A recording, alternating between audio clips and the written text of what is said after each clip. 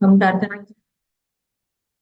ओम अज्ञानतिमिरान्धस्य ज्ञानाञ्जनशलाकया चक्षुरुन्मीलितं येन तस्मै श्रीगुरवे नमः। मूकं करोति वाचालं पङ्गुं लङ्घायते गिरिं यत्कृपातमः श्रीगुरुं दीनतारिणं नमामि विष्णुपादाय कृष्णपृष्ठाय भूतले श्रीमते भक्तिवेदान्त स्वामिनीति नामिने। नमस्ते सरस्वती देवे गौरवाणी प्रचारिणे निर्विशेष शून्यवादी पाश्चात्य देश तारिणी। जय श्री कृष्ण चैतन्य प्रभु नित्यानंद श्री अद्वैता गदाधर सादि गौर भक्तवृंदा। हरे कृष्णा कृष्ण कृष्णा हरे हरे, हरे राम राम राम हरे हरे। गुरवे गौरचन्द्राय राधिकायै तदालये कृष्णाय कृष्णभक्ताय तद्भक्ताय नमः। हरे कृष्ण। तो आज हम अ, अगले विषय पर चर्चा करेंगे जो है कि नारियों के सम्मान की रक्षा। तो आज हम देख ही रहे हैं कि समाज में क्या कुछ नहीं चल रहा। एंड इसके लिए ये विषय भी बहुत महत्वपूर्ण है कि कुरुक्षेत्र, अगर आप देखने जाएंगे हम भारत के इतिहास में, रामायण और महाभारत ये दो महायुद्ध हुए। और दोनों महायुद्ध एक नारी के अपमान के कारण हुए। एक में रावण ने सीता माता का हरण किया था और इसके लिए युद्ध हुआ। और दूसरे में अगर देखने जाएंगे तो द्रौपदी का वस्त्र हरण होने के कारण दूसरा महाभारत का युद्ध हुआ। तो हमारे सनातन संस्कृति में नारी को बहुत सम्मान से, बहुत ही सम्मान पूर्वक पदवी है। ठीक है।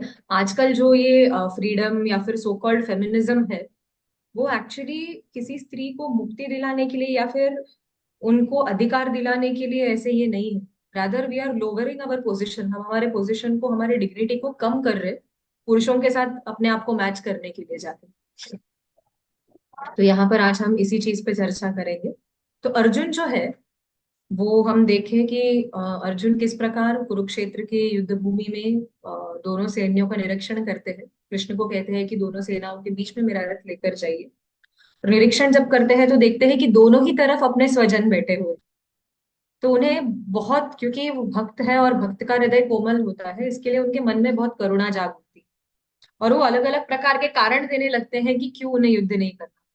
तो आज हम इन्हीं चीजों पर चर्चा करेंगे कि अर्जुन ने और कौन से कारण दिए।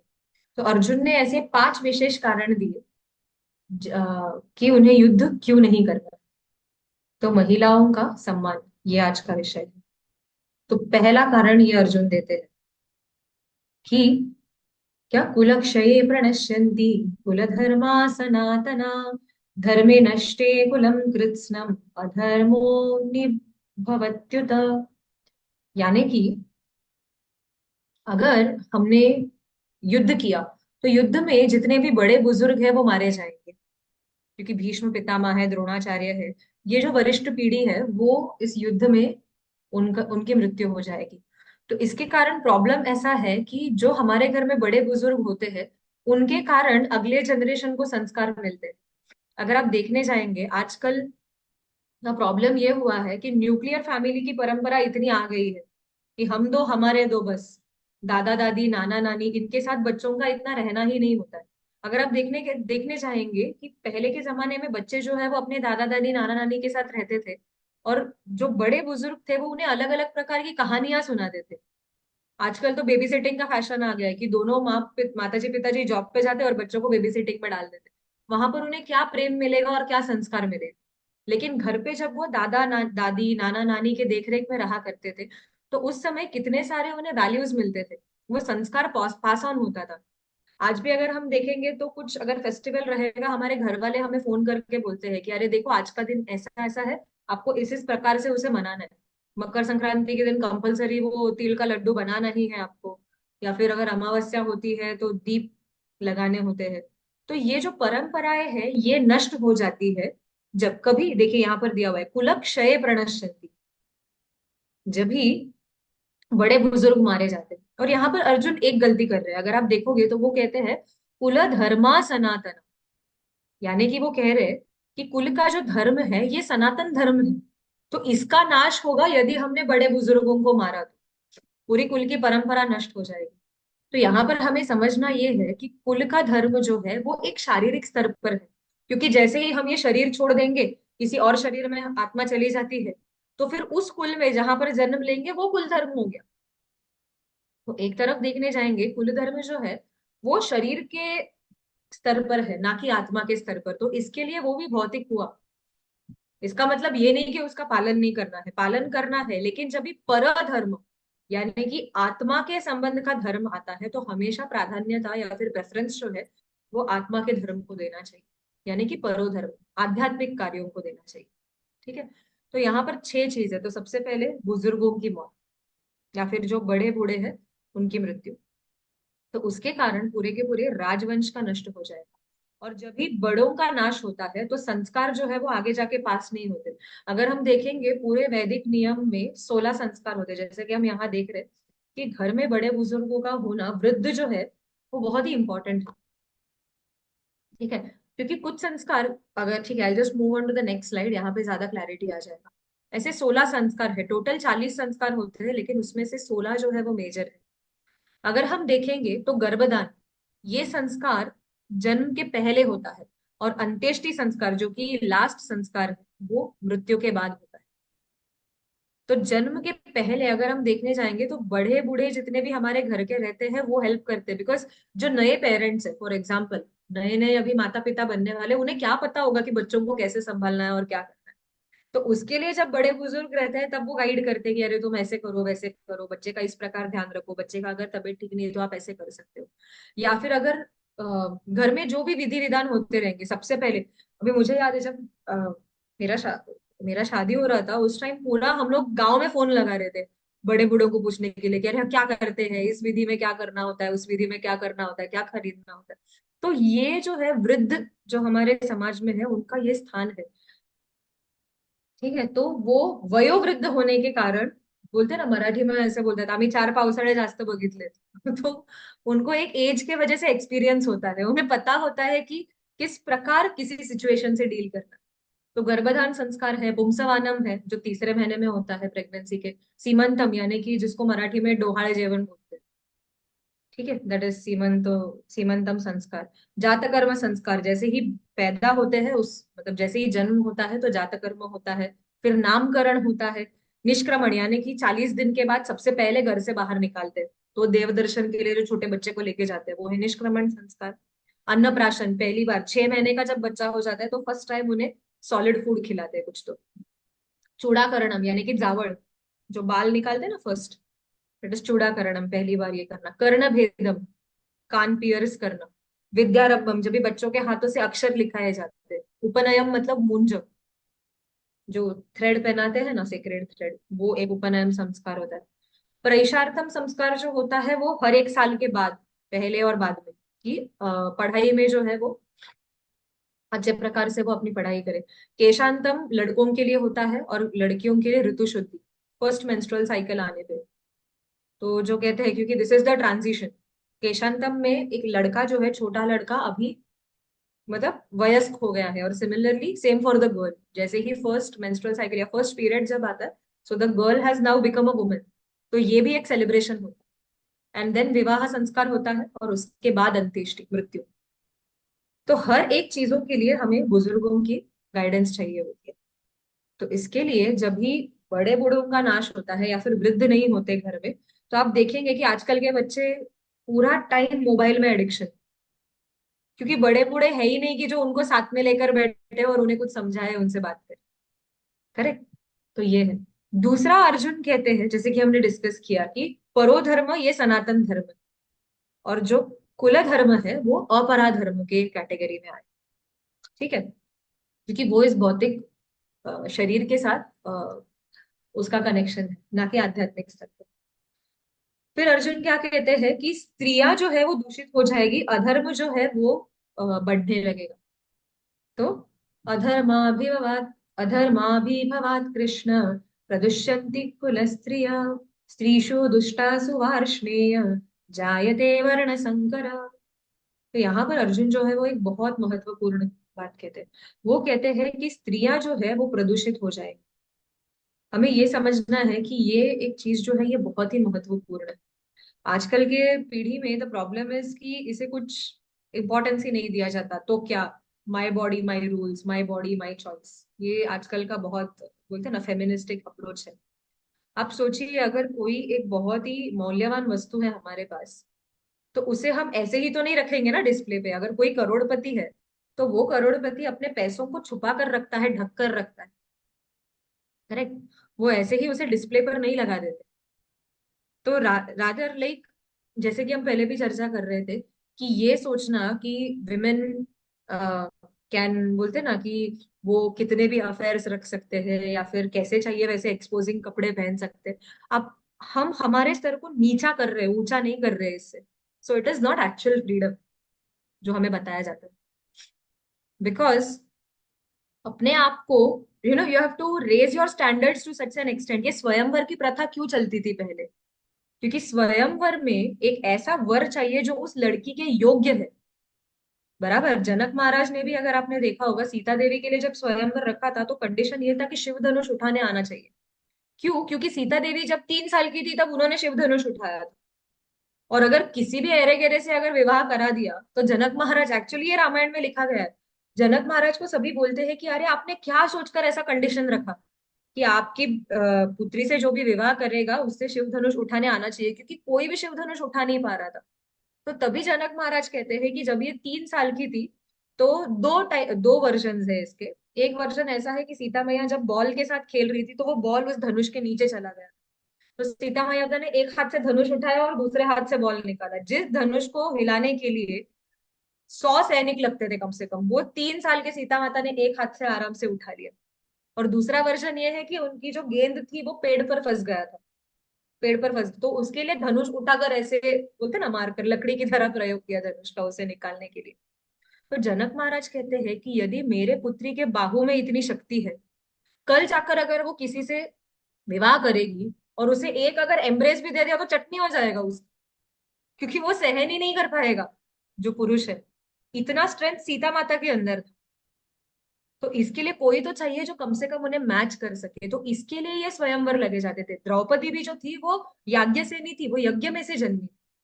तो जब भी इनके लिए इतने हाई स्टैंडर्ड्स रखे जाते थे, इसका मतलब ये नहीं है कि उनके फ्रीडम को करटेल किया जा रहा है, या फिर उन्हें कोई चॉइस नहीं दिया जा रहा, या फिर उनके लिए डिसीजन कोई और ले रहा है। ये पेट्रियार्की नहीं था हमारे सोसाइटी में। ये बाद में ब्रिटिशर्स ने हमारे लिए ऐसा माइंडसेट बनाया हुआ है कि बोलते हैं ना, स्त्रियों को दबाया जा रहा है। Because if you see, patriarchy actually British rule में ज्यादा है, या फिर एब्राहमिक रिलीजन्स में ज्यादा है। स्त्री का जो ये है, अगर आप देखोगे किसी भी रिलीजन में किसी भी स्त्री को देवी का दर्जा नहीं दिया गया है, सिर्फ हमारे सनातन धर्म में है ये। जो कुमारिकाएं होती है, उनको मतलब जब भी भगवान का कोई भी जो रथ निकलता है या फिर प्रोसेशन निकलता है या फिर राजा के स्वागत करना होता था, तो आप भागवतम में भी पढ़ सकते हो, सबसे पहले कुमारिकाओं को रखा जाता था सर पे वो कलश रख के। अभी भी अगर आप देखोगे तो विवाह में ये पद्धत होता है, कलश तांब्या, छोटे छोटे बच्चियां जो है वो लेकर जाती है। उनका दर्जा जो है वो ब्रह्मचारी से भी ज्यादा माना जाता था। क्योंकि पहले ये लड़कियां जाती थी जो कुमारिका है, और उनके पीछे ब्राह्मण आते थे स्वागत। तो इतने लेवल पे हमारा सोसाइटी जो है वो स्त्रियों का आदर करता है। तो इसके लिए अर्जुन सबसे पहले कह रहे हैं कि स्त्री जो है, आप बहुत जगह पर ऐसे ये भी बोलते हैं कि विमेन आर लेस इंटेलिजेंट, या फिर बहुत मतलब स्त्रियों को बुरा लगता है, अरे हम कम है क्या पुरुषों से। इसका मतलब ये नहीं है। Less intelligent is not in terms of your क्या बोलते हैं, it is not about the understanding level. Less intelligence in the sense कि हमारा रैशनल थिंकिंग कम होता है। आईक्यू की बात नहीं कर रहे हैं यहाँ पे। यहाँ पे बात जो चल रही है वो रैशनल थिंकिंग की हो रही है। स्त्रियां जो है वो इमोशनल होती है, विमेन हैव मोर ईक्यू। तो अगर आप देखोगे, I remember because I am a biology teacher by profession. तो जब भी मैं क्लास में बच्चों को, 12th स्टैंडर्ड के बच्चों को मैं पढ़ा रही थी कि जैसे ही न्यूबॉर्न बेबी आता है तो उसे सबसे पहले क्या, मतलब बोलते हैं ना, उन्हें दूध पिलाया जाता है। So what if the mother is not lactating? अगर कुछ कुछ केसेस में होता है कि माँ का जो दूध है वो नहीं आता, तो बच्चों को क्या करना चाहिए? तो it was all the girls जिन्होंने मुझे ये क्वेश्चन पूछे पूरे क्लास में, कि अगर समझो बच्चे को माँ का दूध इतना नहीं आ रहा है तो बच्चे को क्या पिलाना चाहिए। बॉयज वेर लाइक, हाँ वो बड़ा पाव खा लेगा या कुछ कर लेगा, नॉट माई प्रॉब्लम। सो ये जो इमोशनल थिंकिंग है, एक ममता की भावना जो है वो हमेशा एक स्त्री में रहेगी, वो पुरुषों में नहीं रहेगी। पुरुष जो है वो प्रैक्टिकल होते हैं। तो इसके लिए स्त्रियों की रक्षा करना बहुत आवश्यक है, क्योंकि उनको कोई भी ऐसी चिकनी चुपड़ी बातें बोल के ना भुला सकता है। तो अर्जुन यहाँ पर ये कह रहे हैं कि प्रदुष्यंती कुलस्त्रिय, क्योंकि अगर वो किसी के अंडर नहीं है, अगर वो किसी के प्रोटेक्शन में नहीं है, तो उन्हें लुभाना और उन्हें फुसलाना बहुत आसान हो जाएगा। और स्त्रीषु दुष्टासु वार्ष्णेय, कि ये जो दुष्ट लोग हैं वो ऐसे स्त्रियों के चरित्र का हनन करेंगे और इसके वजह से वर्ण संकर होगा। ठीक है। तो अगर हम देखेंगे कि एक पुरुष जो है जब वो सीखता है या फिर उसका जब एजुकेशन होता है तो वो सिर्फ अपने लिए रिस्पॉन्सिबल होता है। लेकिन एक स्त्री जब संस्कारी होती है और जब वो सीखती है तो साथ साथ में पूरा परिवार उसके साथ आगे बढ़ता है। तो एक स्त्री का रोल जो है कि कुटुंब को पूरा साथ में रखना। See everyone has their own individual roles. ठीक है। कि हम अगर ऐसे कहेंगे बाहर जाकर जॉब करना वो ज्यादा बोलते हैं ना, that is a better role and यहाँ पर मुश्किल है, ऐसा नहीं है। मल्टीटास्किंग जो है वो सिर्फ स्त्रियों को ही जमेगा। Men can never multitask. तो हमें भगवान ने हमारा एक set of both of us have been made in a different way. Men have been made different, women have been made different. ये समझना बहुत जरूरी है। करंट फेमिनिज्म आउटलुक क्या है कि हमें पुरुषों के जैसा होना है। बट अगर आप देखोगे वैदिक धर्म में या फिर सनातन धर्म में स्त्री का जो दर्जा है वो पुरुषों से और ऊपर है। तो हम एक्चुअली हमारे स्टैंडर्ड्स को लोअर कर रहे हैं, ना कि उठा रहे, जब हम ये कह रहे हैं कि हमें पुरुषों के साथ मैच होना है। ओके। तो यहाँ पर if the mother is good, तो आगे के जितने भी प्रजा है वो अच्छी होगी। जैसे कि हम शिवाजी महाराज के केस में देख सकते हैं। शिवाजी महाराज के संगोपन में उनके पिताजी का हाथ ही नहीं था, प्रैक्टिकली अगर देखने जाएंगे, क्योंकि शहाजी महाराज तो आ, मतलब वो निजामशाही या फिर आदिलशाही में आ जा रहे थे। बराबर। वो सूबेदार थे वहां पर। लेकिन जीजा माता ने, आप देख सकते हो कि एक जीजा माता के कारण क्या शिवाजी राजा बने। बराबर, क्या चरित्र है शिवाजी महाराज का। तो ये एक माता का महत्व है, ये एक स्त्री का महत्व है, एंड ये हम सबके हाथों में है। ओके। तो जब गलत रास्ते पर हम चले जाएंगे, जब स्त्रियां ही गलत रास्ते पर चली जाएंगी, तो फिर आगे की पीढ़ी जो है वो पूरी दूषित होते चली जाएगी, परंपराएं वहां से नष्ट होना शुरू होती है। इसके लिए अर्जुन कह रहे हैं कि वर्ण संकर होगा। ठीक। और अगर हम देख सकते हैं कि अगर स्त्री को इंडिपेंडेंटली ऐसे ही घूमने दिया गया, इफ वी से कि okay women are so intelligent, वो जैसे चाहे, फेमिनिज्म, तो सो कॉल्ड फेमिनिज्म का ये नतीजा होता है शूर्पणखा। फ्रीली घूम रही थी, किसी के अंडर नहीं थी। आइडियली मनु संहिता में ये कहा गया, this is a very controversial topic actually, क्योंकि मनु संहिता में मनु ने कहा, क्या कहा हुआ है कि जब स्त्री छोटी होती है तो उसे अपने पिता के संरक्षण में होना चाहिए। जब विवाह हो जाता है तो पति के संरक्षण में, और जब वो बूढ़ी हो जाती है तब पुत्र जो है वो उन्हें संभालेंगे। तो ऐसे क्यों कहा गया है? सी, आज का ही अगर आप देख लेंगे, आज जो हमारे देश में परिस्थिति है वो इसी चीज का प्रूफ है।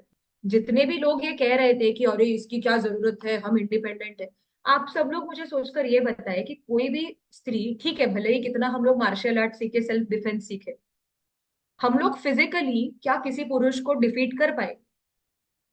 इट इज नॉट पॉसिबल, क्योंकि शरीर का ढांचा वैसा बना गया है। कितना भी आप मार्शल आर्ट सीख लो, नहीं कर पाए। बराबर। तो पिता के संरक्षण के अंडर रहेंगे तो एक सेफ्टी रहता है, you are protected. It is not to control. Manu Samhita में ये जो कहा गया कि बहुत जन इसको मिस रिप्रेजेंट करके ये कहते हैं कि देखो स्त्री को कंट्रोल करने के लिए, बोलते हैं ना ये इतना रिग्रेसिव बुक है या फिर ऑर्थोडॉक्स है। उसी मनु संहिता में लिखा है, यत्र नार्यस्तु पूज्यन्ते रमन्ते तत्र देवता, कि जिस जगह पर नारी की पूजा होती है वहां पर देवता वास करते हैं, और जहां पर नारी का अपमान होता है उसका नाश होता है। और रामायण और महाभारत ये दो चीज का प्रूफ है। अगर आप देखोगे शूर्पणखा यहाँ पे स्वतंत्र रूप से घूम रही थी तो क्या हुआ? नाक कट गई, कान कट गए। बराबर। एंड फिर उसके बाद लंका में जाकर भी उसने उत्पात ही मचाया, रावण के मति को भ्रमित कर दिया। और शूर्पणखा वाज द वन जिसने रावण को इंस्टिगेट किया जाके सीता का हरण हो। बराबर। तो स्वातंत्र्य देने के वजह से, बिकॉज इमोशनल कंट्रोल जो है वो महिलाओं में नहीं होता। अगर सोचो, अगर वो रैशनली सोचते होती शूर्पणखा, ठीक है, तो दिख रहा है कि राम ने एक मुहूर्त में 14,000 सैनिकों को मार डाला है, खरदूषण को मार डाला है। तो कोई पुरुष ये सोचता था इनसे पंगा नहीं लेते, जैसे मारीच ने किया। मारीच का भी सामना राम के साथ हुआ था, और मारीच सब कुछ छोड़कर रिटायर होकर तपश्चर्या करने बैठ गया था कि बाबा राम का सामना मुझे फिर से नहीं करना, क्योंकि राम का प्रताप देखा हुआ था। और वही शूर्पणखा प्रताप देखकर भी पूरे के पूरे राक्षस वंश के नाश का कारण शूर्पणखा बनी, क्योंकि स्वतंत्र घूम रही है। आईक्यू नहीं चल रहा, रैशनल थिंकिंग नहीं चल रहा है। यहाँ पे एक ही इमोशनल चीज चल रहा है, मुझे राम चाहिए बस, काम भावना। ओके, तो दिस इज द मीनिंग। तो आगे जाके कभी भी हम देखेंगे तो इसे मिसअंडरस्टैंड मत कर लेना कि व्हेन इट इज सेड कि women are less intelligent is about rational thinking. ठीक है, प्रैक्टिकल सोचना। ओके, एंड अगर आप देखने जाओगे स्टेटिस्टिकली भी ये प्रूवन है कि अमेरिका में कितना तो कंट्री का मिलियंस ऑफ डॉलर्स का बजट जो है वो सिंगल मदर्स के लिए है, क्योंकि फ्री मिक्सिंग होता है बॉयज एंड गर्ल्स में। वहां पे ऐसा कोई रोक टोक का भी नियम नहीं है, इंडिया में फिर भी अभी तक कल्चर है। वहां पे डेटिंग कल्चर चल रहा है, एंड इसके कारण कितने तो टीनेज प्रेगनेंसी तो बहुत ज्यादा है। And then ultimately if the relations don't work out, तो who is left with the child? किसका पूरा आगे का जीवन बर्बाद हो रहा है? It is the woman, so that is why she needs to be protected. See, the thing is, अगर बीज अच्छा है, बारिश भी अच्छी गिर रही है, तो भी दोनों चीज का इतना फायदा नहीं है। भूमि जो है वो उपजाऊ होनी चाहिए। लैंड जो है अगर वो फर्टाइल रहेगा, सॉइल फर्टाइल रहेगा, तब जाके अच्छे बीज और अच्छे बारिश का बोलते हैं ना कोई तो उपयोग होगा। अगर जमीन ही बंजर है, आप कितना भी अच्छा बीज डालो, कितने भी बारिश अच्छे से करो, it is not going to work. तो इसके लिए स्त्री जो है ये भूमि की तरह, इसके लिए तो हम भूमि देवी को भी देवी का दर्जा है ना। तो जब तक हम सुरक्षित नहीं रहेंगे, तब तक हम ये नहीं सोच सकते कि आगे की पीढ़ी का भी रक्षा होने वाला है। तो ये अर्जुन का पहला कहना है, क्योंकि युद्ध में क्या होगा, बहुत सारे महिलाएं जो है वो विधवा बन जाएंगी, और विधवा जब होंगे तो प्रोटेक्शन के अंडर नहीं रहेंगे, so they will now become an easy target. कोई भी आके उन्हें इमोशनली बहा सकता है, ये प्रॉब्लम है। तो इसके लिए अर्जुन अब क्या कह रहे, संकरो नरकायैव कुलघ्नानां कुलस्य च पतन्ति पितरो येषां लुप्तपिंडोदक क्रिया। ठीक है, तो इसके वजह से क्या होगा, स्त्री असुरक्षित रहने के वजह से पूरे के पूरे कुल का नाश हो रहा है, क्योंकि एक स्त्री जो है उससे पूरा कुल बन रहा है। और बिकॉज ये ऐसे अनवांटेड प्रोजेनी जो भी होगा, ठीक है, तो ये अनवांटेड प्रोजेनी की वजह से लुप्त पिंडोदक क्रिया, जो तर्पण की विधि हम करते हैं, पितृपक्ष अभी आएगा गणपति के बाद, तो पितृपक्ष में हम जो ये पितरों को तर्पण करते हैं वो पूरी विधि नष्ट हो जाएगी। और वो विधि नष्ट होने के कारण जो पूर्वज है वो प्रेत योनि में घूमते रहेंगे। सो इट इज ऑल इंटरकनेक्टेड। अब जैसे कि हम कह रहे थे, ओके आई फॉरगॉट दिस, ये एक्चुअली मेरा लिंक चला गया, कि बचपन में छोटे बच्चियों का ध्यान पिता के द्वारा होता है, जब वो युवती हो जाते हैं तो पति के द्वारा, और जब बूढ़े हो जाते हैं तो बेटे द्वारा। बराबर। तो आज समाज में इसका एक्चुअल उदाहरण आप देख रहे हो, छोटी बच्चियां, बूढ़ी औरतें, या फिर यंग वुमेन, तीनों भी सेफ नहीं है।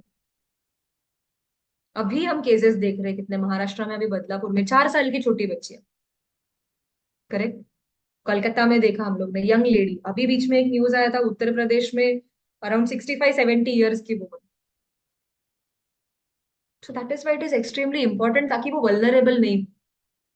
So this is what Arjun is emphasising यहाँ पे, कुलघ्नानाम कुलस्य च।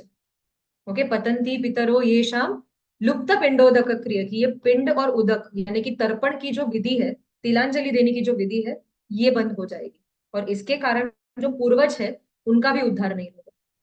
और फिर दोषैरेतैकुलघ्नानां वर्णसंकरकारकैः उत्साद्यन्ते जाति धर्मा कुल धर्माश्च शाश्वता।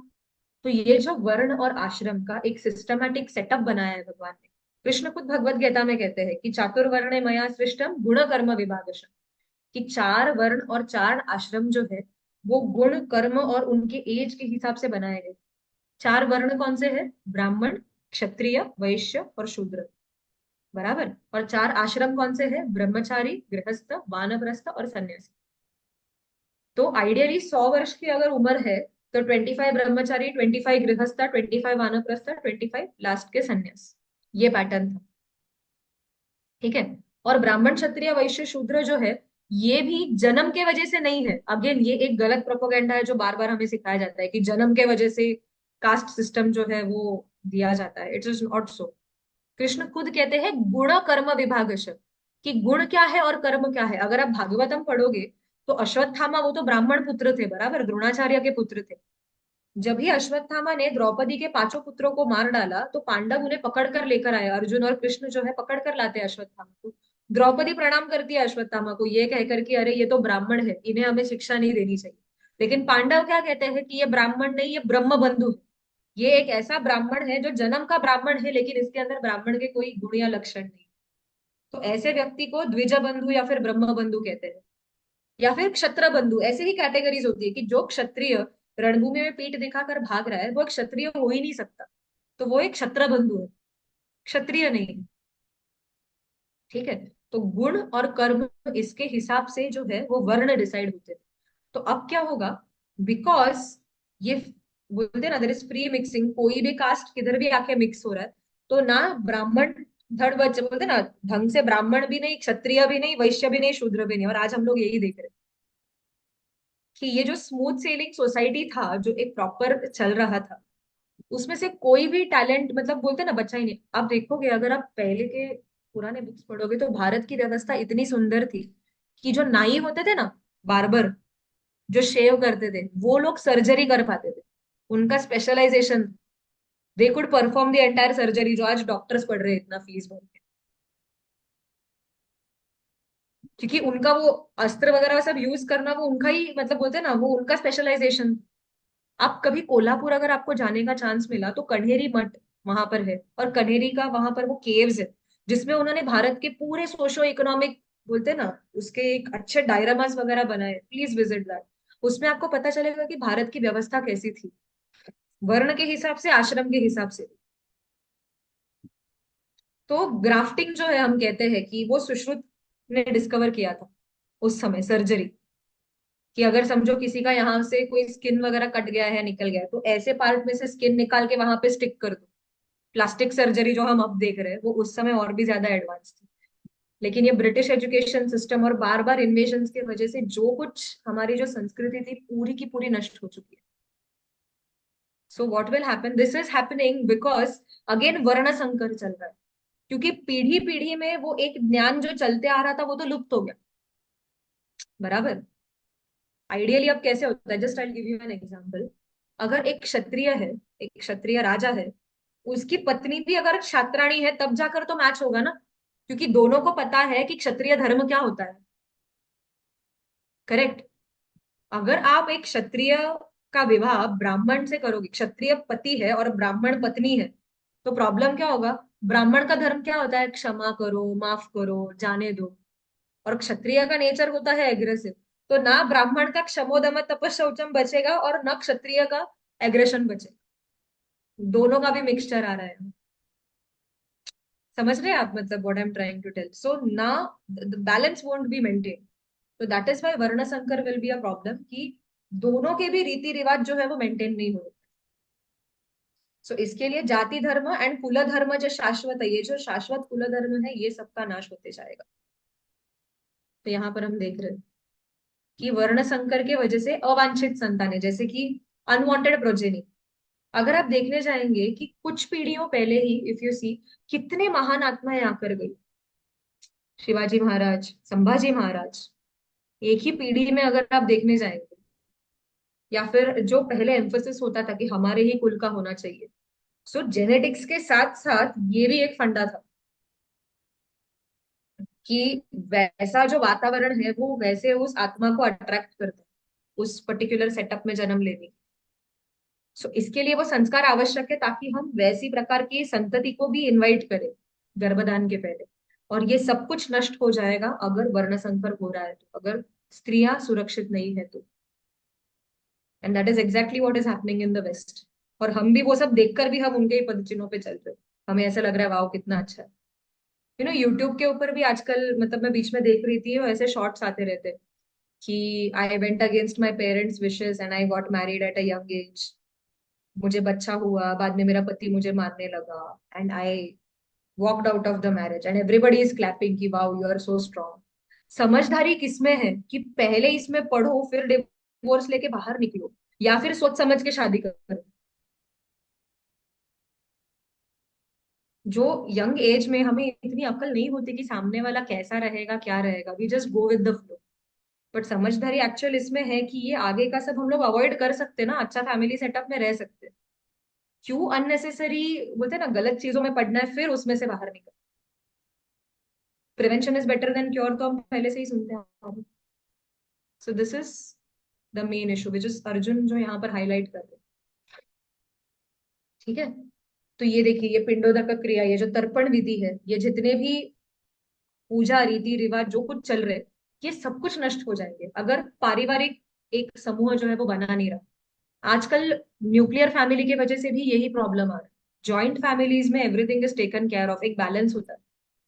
बट न्यूक्लियर फैमिली की वजह से अगेन, क्योंकि जॉइंट फैमिली डिस्टर्ब हुआ, न्यूक्लियर फैमिलीज की वजह से और डिग्रेडेशन, और अब वो भी जब अगर सेपरेट होने लगेंगे तो और इट इज बोलते हैं ना, डाउनहिल जा रहा है सब कुछ, पूरा समाज उसके वजह से। तो अब अर्जुन कह रहे, उत्सन्न कुल धर्माणाम मनुष्याणाम जनार्दन, नरके नियतम वासो भवतीत्यनुशुश्रव। कि इसके वजह से नरक में वास करना पड़ेगा। और ये मैं खुद के मन का नहीं बोल रहा हूँ, अर्जुन यहाँ पे जस्टिफिकेशन दे रहे हैं। अर्जुन कह रहे हैं कि हे कृष्णा, मैं आपको ये जितने भी रीजंस बता रहा हूँ, ये मैं खुद के मन से नहीं बोल रहा हूँ। ये भवतीत्य अनुशुश्रुम, ये मैंने ऋषियों से सुना हुआ है। परंपरागत मैंने सुना हुआ है कि अगर ऐसे करने से नरक में वास करना होगा, क्योंकि सामाजिक पूरा ढांचा अगर जो है वो डिस्टर्ब हो जाएगा। तो these are the reasons reasons which Arjun दे रहे हैं यहाँ पर। जैसे कि यहाँ पर आप देख रहे हैं कि यमराज के इसमें क्वांटिटी बढ़ते जाएगा, क्योंकि सबका पतन होना शुरू हो जाएगा। नरक का वास जो है, everybody will degrade to the hellish planets. ठीक है। तो जैसे कि ये चार वर्ण और आश्रम है जिनकी हमने चर्चा की। और फिर अर्जुन कह रहे, अहो बत महत पापम कर्तुम व्यवसिता वयम, यद्राज सुख लोभेन हंतुम स्वजन मुद्यता। हे कृष्ण, राज्य सुख लोभेन, राज्य के सुख के लोभ से क्या इज इट वर्थ कि हम हमारे स्वजन को मार रहे हैं। ये देखो, फिर से अर्जुन स्वजन कह रहे।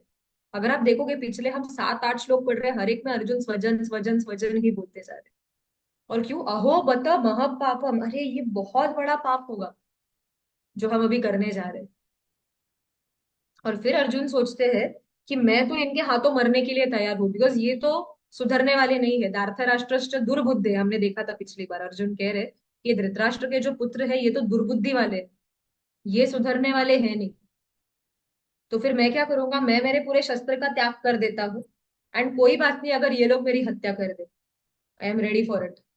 तो अर्जुन यहाँ पर कह रहे, यदि माम प्रतीकारम अशस्त्रम शस्त्रपाणया धार्तराष्ट्रारणे हन्युस्तन्मे क्षेमतरम भवेत्। कि यदि माम अप्रतिकारम, मैंने प्रतिकार न करने के वजह से और मैंने मेरे शस्त्र छोड़ देने के वजह से अगर धृतराष्ट्र के पुत्रों ने मेरी हत्या भी कर दी, तो I am okay with it, because मुझे ये सारे पापों का बोझ जो है वो अपने सिर पे नहीं है। तो यहाँ पर हमारा अर्जुन विषाद योग। तो अगर आप देखोगे तो अर्जुन ने ये सब करने के पीछे के ये कारण थे कि पाप का डर, कि क्योंकि वो भक्त थे, he was okay with dying, और ऊपर से समाज का भी जो नाश हो रहा है, तो ये सब अर्जुन नहीं चाहते। ये एक भक्त का लक्षण होता है, और इसके लिए उन्होंने अपने जो भी अस्त्र शस्त्र है उसे त्याग दिया। तो यहाँ पर अभी अर्जुन विषाद योग जो है वो खत्म हो रहा है, और अब हम दूसरे चैप्टर में प्रवेश करेंगे कल से, जहां पर कृष्ण अब अर्जुन को समझा रहे।